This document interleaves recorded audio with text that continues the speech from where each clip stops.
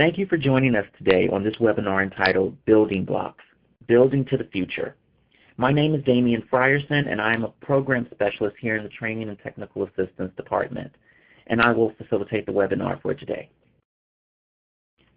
So let's start off by talking about who we are at Break the Cycle. Much of our work at Break the Cycle is done through our partnership with the National Domestic Violence Hotline.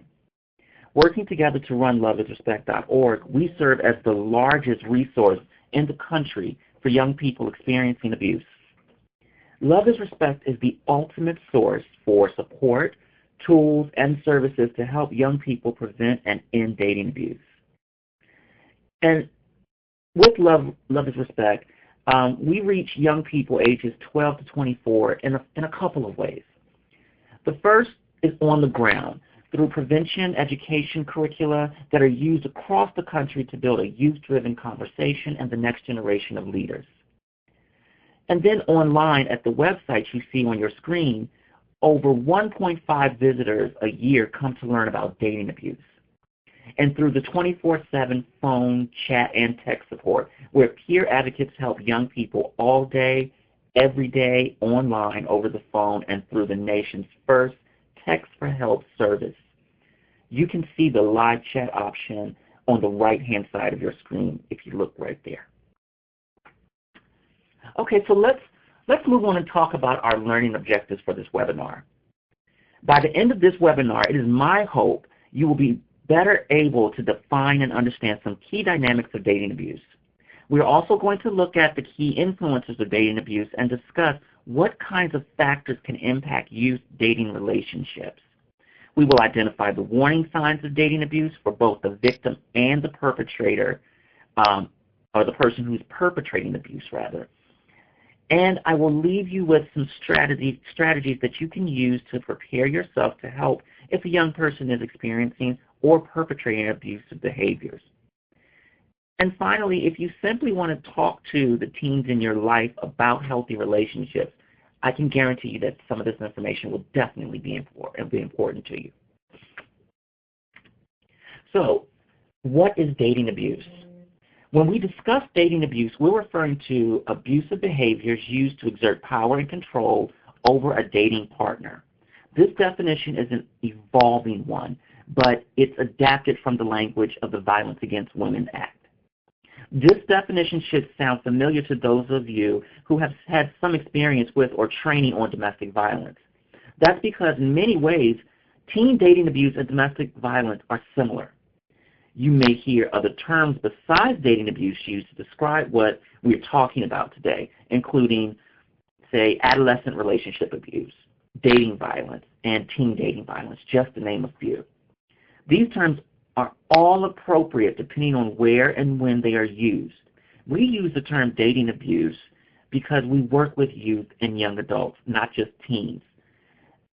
And dating abuse because dating violence can be limiting to just violent acts or specific crimes as defined by the law, whereas dating abuse describes a broader set of actions. Definitions are important, but let's take a closer look at what we really mean when we say dating abuse. So when it comes to dating and relationships, young people engage with relationships and help seeking differently than many adults. But there are some similarities in adult and youth experiences with abuse. So youth experience abuse with the same pattern of abuse as adults. They experience the similar types of abuse, just sometimes by different methods. They experience the similar intensity. The relationships are real, and there is love. They experience the similar difficulty leaving a relationship because they are a part of the same community as the abuser, say, for example, in the school or in an extracurricular activity. So what does dating violence really look like? I have the title of this slide with a question mark. And honestly, when we talk about dating abuse, it's normal for people to ask, well, what does it really look like? So here are a few examples of abusive behaviors reported by teens that we've worked with at Break the Cycle and Love is Respect. It can be difficult for a young person to identify what is abusive, which we will discuss later in the webinar. what is the most important thing is understanding that there are lots of different types of abuse beyond just physical. Emotional and verbal abuse can be harder to identify, but may be even more present. Teens are especially vulnerable to this type of abuse through the use of technology, which we'll also talk about. Dating abuse is not often talked about, but it is prevalent. It can happen to anyone. And we know that, as you can see on the first statistic that's listed there, 1 in 3 young people experience some kind of abuse in their romantic relationship. When looking at the second statistic on the slide, it is important to remember that this number may be higher for sexual and emotional abuse. It is harder to recognize emotional and sexual abuse, especially with sexual abuse, because it is such a difficult topic to talk about. And also, it's not just young women, but young men that are experiencing dating abuse. They may be afraid to report due to social stigma and other factors. And because our society places so much emphasis on guys being so tough, having to say that you are vulnerable or that you have been victimized can be extremely hard for young men. So let's talk about the last statistic. A recent article published in the Journal of the American Medical Association focused on sexual violence among Americans of high school and college age. It was based on surveys conducted between October 2010 and March of 2012 with 1,058 young people ages 14 to 21. Using the U.S. Justice Department's definition of sexual violence, the authors of the latest research asked participants whether they had ever engaged in a wide range of behaviors, including kissing, touching, making an unwilling partner do something sexual, or coercing or forcing someone who did not want to have sex to do so. 75% of the cases of sexual violence occurred in the context of a boyfriend-girlfriend relationship. So clearly we see that the research and our work with youth shows us that dating abuse in many forms is prevalent. But let's move on to youth perceptions of abuse, because we know what the research says, but what do youth perceive as abuse? The next few slides will provide a very general overview of the perceptions of dating abuse, technology, and abuse in relationships, and seeking help from adults. So let's, again, start with youth perceptions. Most young people can tell you what is or is not bad in a relationship. They may not be able to define it in the traditional sense, but for the most part, they can accurately characterize physical, emotional, or verbal and sexual abuse. We hear often from young people, and research also finds that young people think abuse or unhealthy behaviors in a relationship are okay based on the situation. So for example, again, citing the latest research, a sample of 5,404 sixth grade students were recruited from 4 diverse U.S. sites. Over half of the respondents reported that girls hitting their boyfriends were acceptable under certain circumstances. All the teens generally agreed that abusive behavior is never acceptable. However, many were willing to make exceptions based on context. Several females agreed that just playing around is okay, but that it shouldn't go too far. Also striking, more young men rather than women thought it was okay for a partner to be jealous, and more older than younger teens tolerated jealous behaviors. We also know that societal homophobia places stress both at the individual level and at the relational level. But do you see it that way? The answer is yes. Yes, they do. Youth may stay in a violent relationship because of fear of reporting the abuse, or fear that reporting the abuse will lead to their identity becoming public to family and friends. As one young woman stated, "It's not made visible. Dating violence happens so often because it's not really culturally okay yet to be gay. So we talked about youth perceptions of abuse, but let's talk about youth perceptions of technology.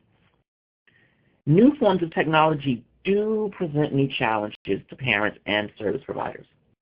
They give teens unprecedented access to their dating partners, both in healthy and abusive relationships, and they also allow much of teens' communication to take place beyond the visibility of parents and other adults. Technology allows information, positive and negative, to travel faster than ever before to dating partners, friends, classmates, and communities beyond the school.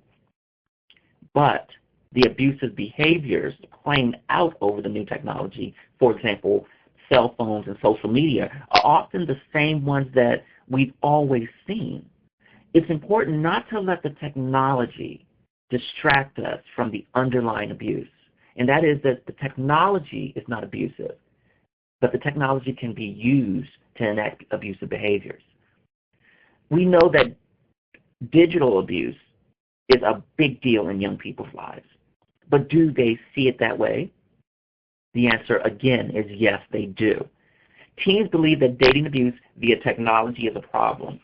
But interestingly, they may know that because they may be perpetrating abusive behaviors online themselves.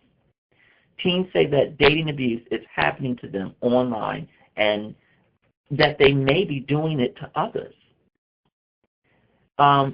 We found in a Liz Claiborne study that was done in 2007 and surveyed 13 to 18-year-olds, significantly higher proportions of teens who had been in a serious relationship reported that it is good or okay for a boyfriend or girlfriend to behave in a jealous or controlling manner. More who have been in a serious relationship said it was permissible for a partner to be really jealous at times. And again, knowing what we know about technology, this jealousy can occur on these venues. So we really have to understand, one, again, what are those abusive behaviors? But then two, if a partner is actually texting someone. Now we know that texting is very important for communication, but if young people are using that technology as a form or as a way to monitor behavior, or they're using Facebook as an example to make sure they're tracking to see what their partner's doing, that is very important. And sometimes as adults we may not see that because, again, technology sometimes goes outside of our purview. So let's talk about seeking help. Many young people will tell a friend, or they would ask a hypothetical question about a friend to a parent to see how the parent would react. And I just really want to emphasize at this point that closeness, having those discussions, feeling comfortable to actually bring up a hypothetical is very important and dependent on the closeness and the openness of the relationship with the parent. We have to emphasize that. When we talk about teachers, youth also tend not to want to talk to teachers or school staff about these issues. But when they do, professional roles is less important than the relationship that a young person has with the adult. Let's talk about bystanders. There are many reasons why young people may not feel empowered to or want to participate or assist someone in an unhealthy or abusive relationship. Beyond some of the standard perceptions of intervening, many young people think that intervening means physically intervening and therefore may be afraid to say something. Young people see being non-judgmental as a good thing when it comes to peer relationships. Young people may also feel more likely to intervene if it is a close friend rather than an acquaintance. So bystander intervention can depend on the closeness of the relationship. That's, again, very key. Some teens said only the relationship with the person matters and that there is no duty to intervene with a stranger. Others disagreed and would step in to help a stranger, but they would still do more to help a friend. So again, it's important to see that those peer relationships are oftentimes integral in a young person understanding when they can intervene or feel comfortable intervening. And again, a lot of it is based on knowledge and those conversations that we have as parents, as teachers, with young people to make sure that they're prepared when they actually start to identify what abuse is.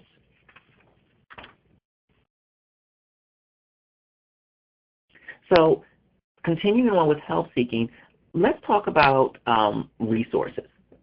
Most youth don't know what is out there for them when it comes to dating abuse. They are open to seeking services online, and many of them do so through chat, texting, and websites, as you can see on loveisrespect.org. They will seek services, especially if they have a relationship with a service provider. They still want a lot of different types of services, including, say, health care, child care, possibly education, and even job counseling.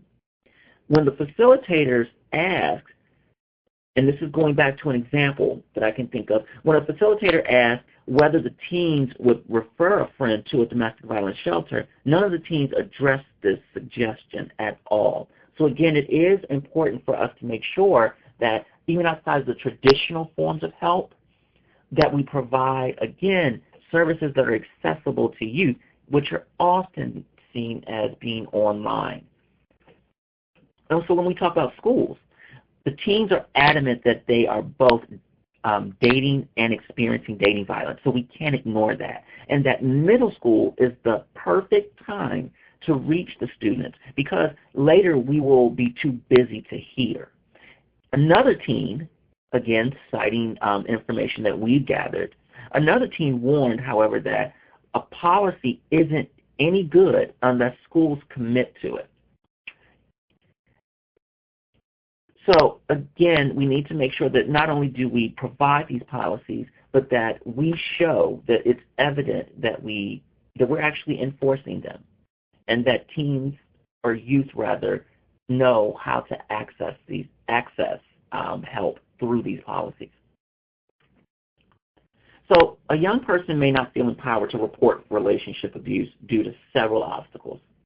Be sensitive to the unique obstacles that teens face in recognizing and seeking help for abusive relationships. Teens are often new to relationships and may have difficulty sorting through the many messages that they receive every day from friends, family, the media, about what relationships look like and how men and women should behave. Teens who have children with their abusive partners, for example, may be concerned about losing financial support or child care if they try to end an abusive relationship. Or they may not want to see their child's other parent get into trouble with the school or with the law despite wanting the abuse to stop.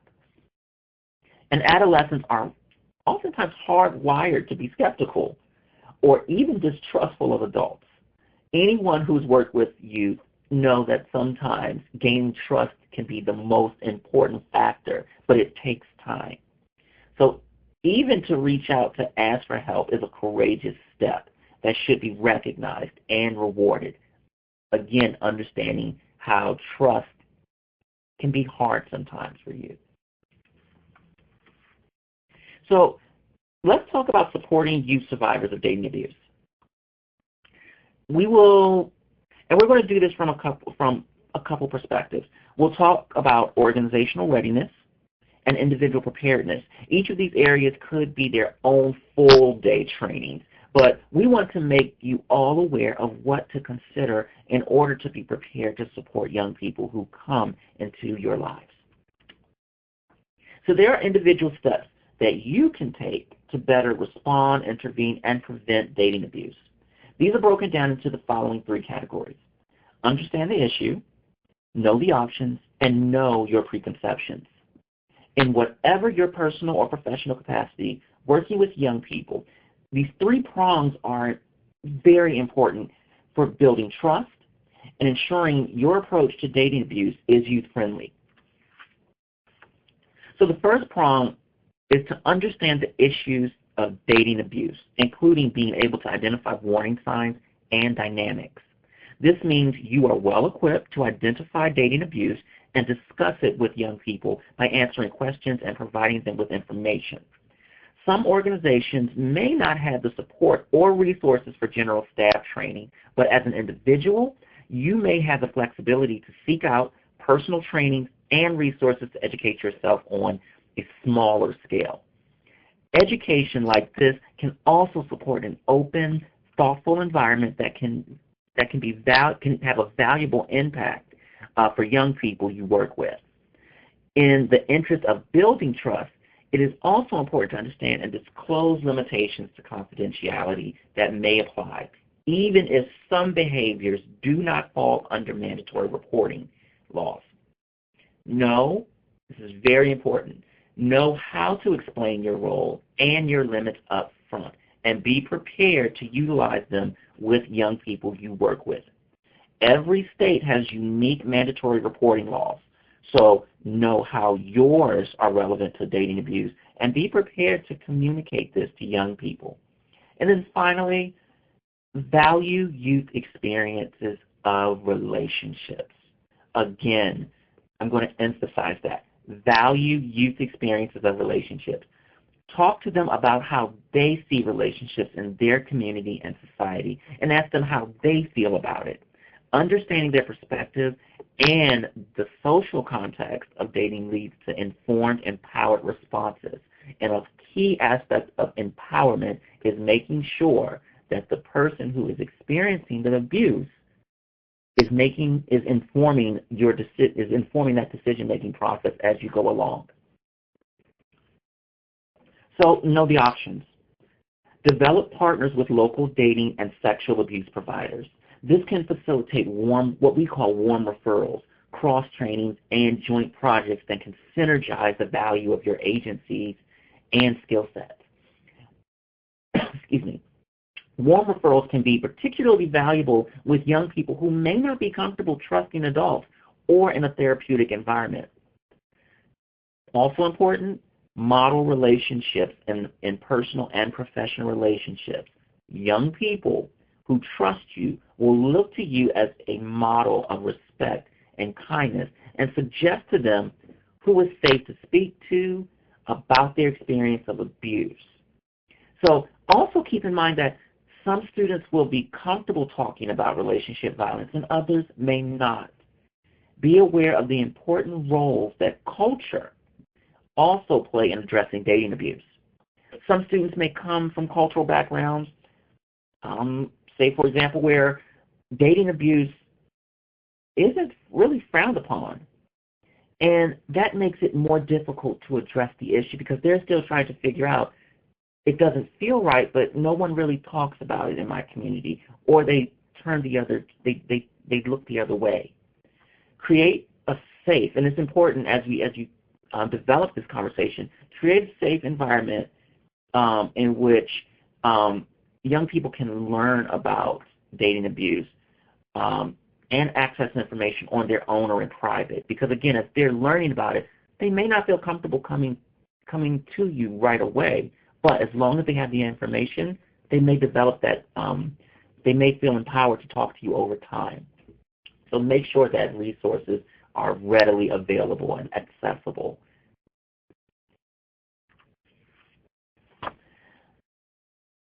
How to create a safe environment for discussion and disclosure. This is kind of building off of what we just talked about. So you want to talk to youth, but how do you create that environment? As individuals, we all come to this work with our own experiences and exposures to dating abuse and youth. Make sure your own personal experiences and preconceptions of youth experiences of relationships and violence do not get in the way of providing appropriate messages and support for young people. Empowerment of young people means respecting their choices and supporting their autonomy in ways that might not always be easy. Acting as a non-judgmental resource can go far in encouraging safe disclosure and healing from abuse. And the bottom line to creating these environments is trust. Know the words youth use. Know the context. And by all means, make sure that your preconceptions about what relationships are and about what you feel aren't at the forefront of that discussion. So organizational readiness, school readiness. Preparing to work with young people on issues of dating abuse is also important on the organizational and the school level. We've identified two components of this to keep in mind: a youth-friendly atmosphere and youth-friendly policies and responses. So, youth-friendly atmosphere. A significant capacity-building element is encouraging a teen-friendly environment, or again, what we're calling here an atmosphere. A youth-friendly atmosphere can encompass everything from including visuals, inclusive of young people in your office, to office availability hours that work with school and public transportation schedules. This may also include welcome areas, positive messaging about healthy relationships, and space for child care or privacy. Training will not only improve your confidence, so again, emphasizing that point about training staff and volunteers on dating abuse. It can improve your confidence, but it will address concerns before you start to implement a lot of the services that you want to provide to you. And remember, even though you may have had trainings in the past, there is new research and concepts as well as staff changes. In addition, create an organization or school-wide referral list that is teen-friendly and accessible by all staff, particularly in crisis, and supported institutionally for sustainability. And this is quite important. Very few service providers have written policies or procedures for handling disclosures around dating abuse. And as we saw in the perception slide at the beginning, you think policies are good and important, and they need to be accessible. If you are affiliated with an organization or school, consider the policies that they have in place. These policies should explicitly forbid dating abuse and sexual violence, as well as clarify definitions of protocols for mandatory reporting. Policies should address confidentiality with internal hierarchies, external partners, and the requirements of state and local entities. Some questions to guide you include: do the policies include information on mandated reporting of child abuse? Do they identify who is a reporter and what types of abuse qualify? Are protocols articulated for making a report? Another one, do they define dating abuse and sexual violence? Very basic, but key. Is the definition there? And can you understand it? And not only can you understand it, but is it clear to students accessing the policy, how confidentiality or the report will be handled? Because again, we want youth to be able to make informed decisions. And a part of making informed decisions is to know what will happen if I report this. And then finally, do you explain your policies in a way that young people can understand it? Again, a lot of this is about being accessible when we talk about policies. If you have a policy that a young person can't understand, unfortunately, the policy may not always be effective when we talk about empowering them to make decisions. So if a teen discloses to you that they are victims of abuse, believe them. Tell them you are glad they came to you and that you're taking their situation seriously. Tell them that they deserve to be treated with respect by their dating partner and that the abuse is not their fault. 2/3 of teens never report their abuse to anyone, and many teens don't ask adults for help because, to be quite honest, they fear not being believed, being blamed, or dismissed or belittled.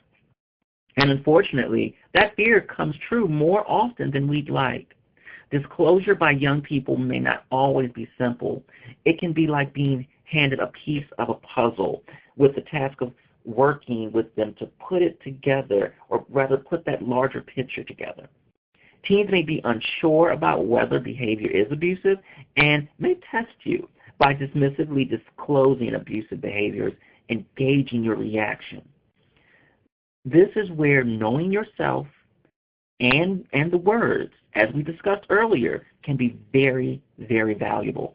If something sounds abusive, it is typically best to treat that information as a disclosure. And this slide, what you're seeing right here, includes a few things that you can say and that can be helpful in those very moments. So here are some things to say if a teen discloses to you that they are victims of abuse. These may seem simple, but I guarantee you, in the moment, it can be very difficult to know just what to say. So practice these phrases so that they become second nature to you. Because again, these phrases focus on not judging the youth, but making sure that they understand that you are there to help them and that you take the situation very seriously. So what to do? This slide summarizes the information from the section on supporting youth survivors. Understand policies and disclose reporting duties and confidentiality up front. Practice explaining your role and what you can offer. Again, mandatory reporting, disclosing where confidentiality ends based on your position can be very important. While it shouldn't take over being a support for that young person, they should know what you have to do in your professional role so they can make an informed decision. Acknowledge the importance of teen relationships. Again, take them seriously. Ask teens how they want to handle the situation. Approach the teen without judging sexual or relationship choice and without assuming sexual orientation or gender identity. Remember, assuming somebody's sexual orientation or the gender identity of the abusive partner can be a shut door for that young person. You've already made some assumptions that may be difficult for them to deal with as a part of seeking help. And know great teen-friendly resources to share. Again, a lot of this depends on what resources you know in your own communities that can be of service to you. And then lastly, be prepared to de-escalate their anxiety in a crisis situation and follow up with them about their safety and mental health long term.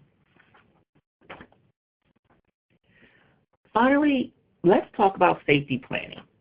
Safety planning is another important tool to understand when supporting young people in unhealthy or abusive relationships.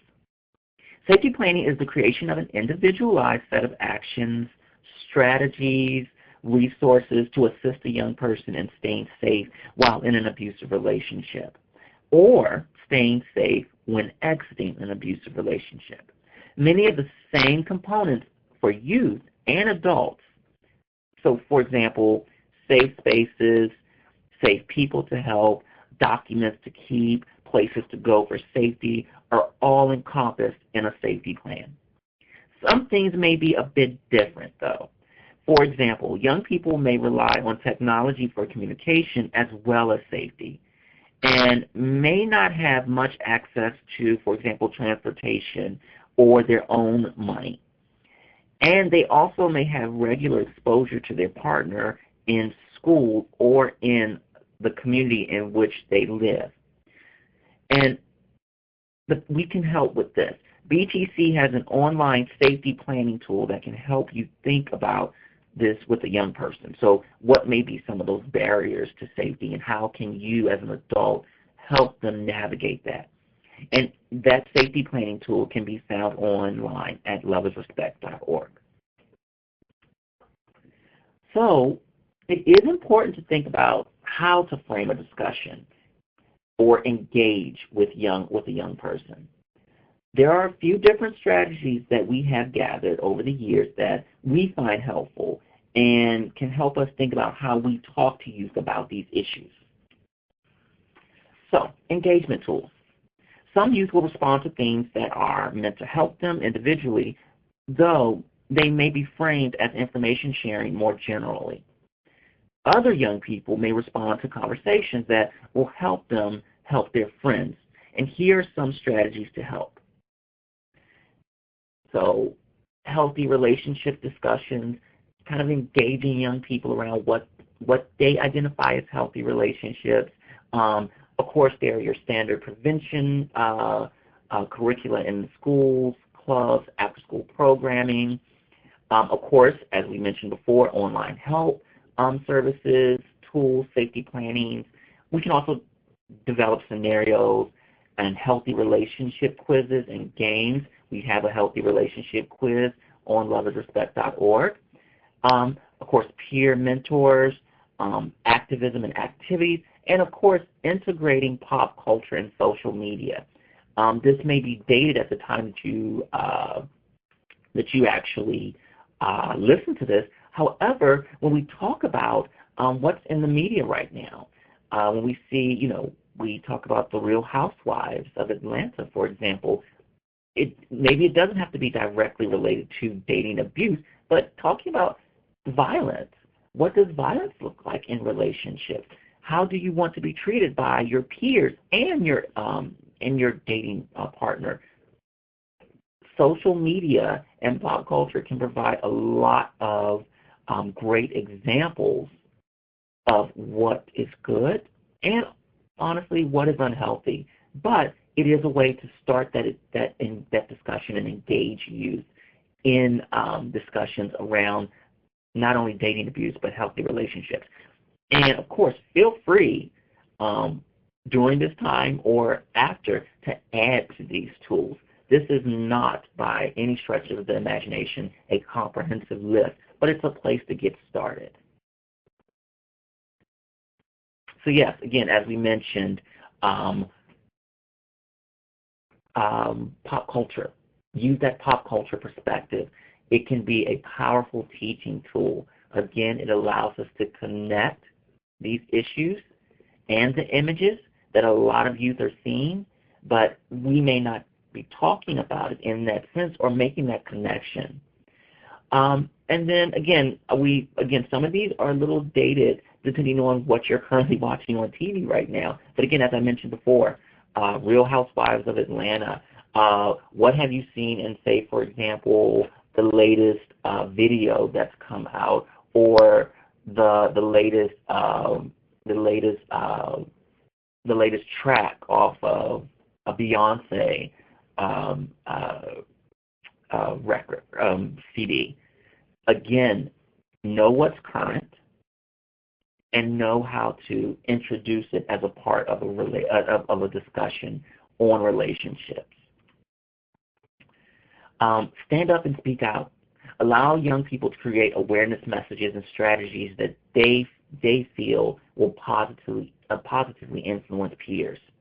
And this is a great way to bring out youth voice and make sure that while we're there to help young people, that they're driving the discussion, that they feel empowered to take this message to their schools and to their peers.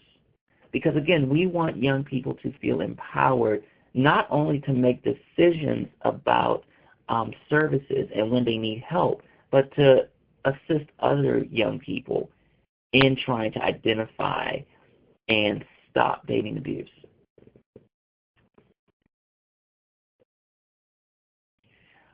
Another aspect of that activism can be engaging in social media campaigns, creating public awareness campaigns. And you can see some videos on loveisrespect.org. And some other general aspects, art projects, newsletters, community fairs, and then finally Teen Dating Violence Awareness Month, which occurs in February. These are all opportunities for young people to, again, feel empowered, get involved, and not only become more knowledgeable, but educate others. So that concludes our webinar. Again, you can access information at loveisrespect.org, or you can access our website, at www.breakthecycle.org. I thank you for participating on this webinar, and again, it has been a pleasure.